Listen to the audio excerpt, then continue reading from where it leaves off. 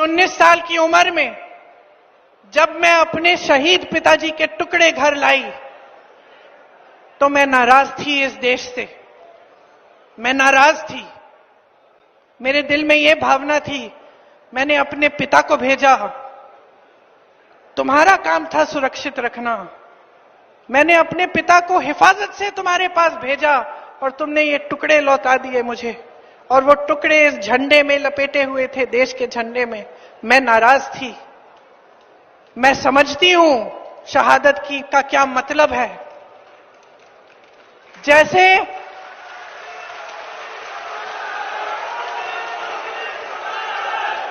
आज मैं 52 साल की हूं, पहली बार मैंने ये चीज सार्वजनिक ऐसे मंच पे कही है।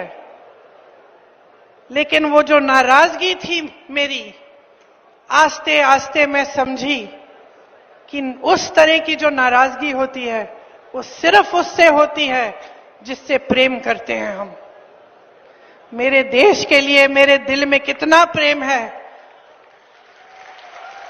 मैं कैसे समझाऊं। जब मोदी जी मंच पे खड़े होकर मेरे पिता को देशद्रोही बोलते हैं, जब मोदी जी कहते हैं कि मेरे पिताजी ने कोई कानून बदल दिया अपनी मां से विरासत लेने के लिए, तो मेरे दिल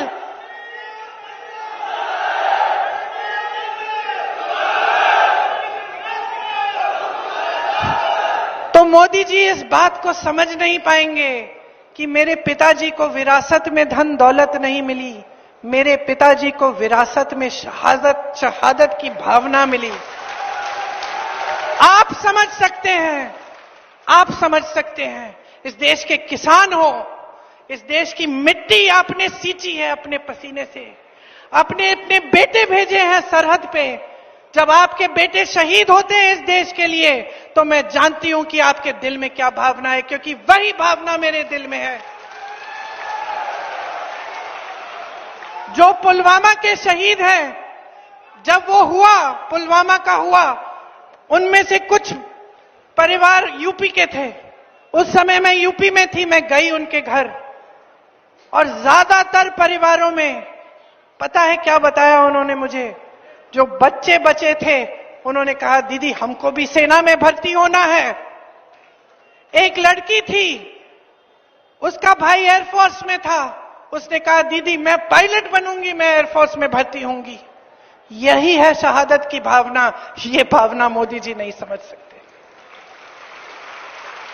जो मोदी जी इंदिरा गांधी जैसी एक शहीद के बारे में उल्टी सीधी बातें करते हैं, जो मोदी जी इस भावना को देख के सिर्फ परिवारवाद देखते हैं लेकिन देशभक्ति नहीं देखते, देश की सेवा नहीं देखते, वो इस भावना को नहीं समझ सकते। मैं आपको ये कहने आई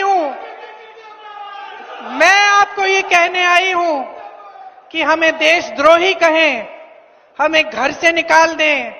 मेरे भाई को संसद से निकाल दिया, हम पे केस डाले। मेरे भाई पे इतने केस डाल दिए कि कभी इधर कभी उधर, कभी गुजरात में कभी बिहार में वो जाता है कचहरी, जाएगा, कुछ भी कर ले, मार डाले, लेकिन ये भावना हमारे दिल से कोई नहीं निकाल सकता।